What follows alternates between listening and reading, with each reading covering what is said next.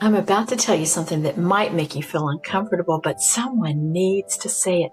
Your chaotic home, your disrespectful children, your constant overwhelm, that's not happening to you. That's happening because of choices you're making every single day. I'm Debbie Page. I've raised 3 children. I've helped countless families as a registered nurse and lactation consultant, and now I'm watching my 9 grandchildren as they are growing up. And I've seen this pattern over and over again, and it's time someone tells you the truth. Before we go any further, I need to ask you a direct question. Do you really want to change? Because if you're just looking for someone to tell you, oh, it's okay, it's not your fault, oh, you're doing the best you can just stop watching now, because I don't think you're going to want to hear what I'm having to say, because this truth might sting. We get what we tolerate. And if you're tolerating chaos in your home, that's what you'll continue to get. If you're tolerating disrespect from your children, that's what you'll continue to receive. And if you're tolerating overwhelm as your normal state, that's where you'll stay. The question isn't whether change is possible. I know change is possible, but the question is whether you actually want it badly enough to stop tolerating what you've been accepting. Your home is a mirror, and right now it's showing you exactly what you're doing versus what you think you're doing. Stop making excuses. Stop blaming your children. Stop telling yourself that chaos is just a part of motherhood. It's not.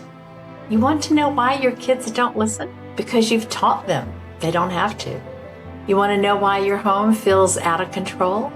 Because you're not controlling it. And here's what I see when I look at most overwhelmed mothers today. You're playing victim to your own life. You're treating your children like they're in charge. You're making excuses instead of making changes. And let me be crystal clear about what's really happening in your home. If your children constantly argue with you and push back on every boundary, you've taught them that your rules are negotiable. Every time you give in when they whine, every time you change your mind because it's easier than dealing with their reaction, you're training them to disrespect your authority. So stop now. Stop wondering why they don't listen, but start asking why you keep teaching them they don't have to. If your home is constantly chaotic and disorganized, you don't have a house problem.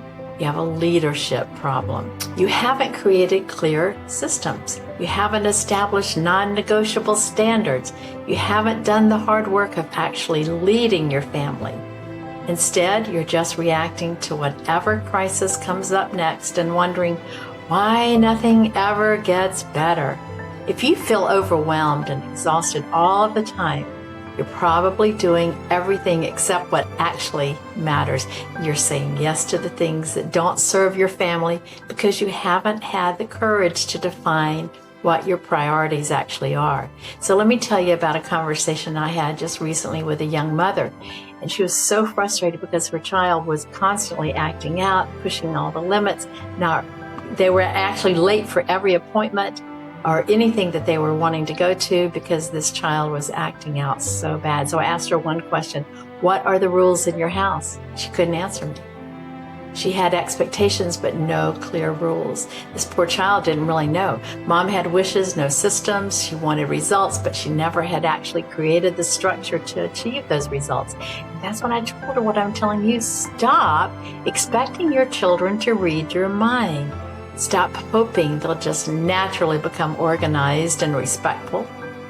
And stop waiting for them to magically start caring about the same things you care about. You are the parent. You set the standards. You create the systems. You enforce the boundaries. And if you're not doing these things consistently, then the chaos in your home is absolutely your responsibility. And here's what I want you to do right now. Look around your home. What do you see?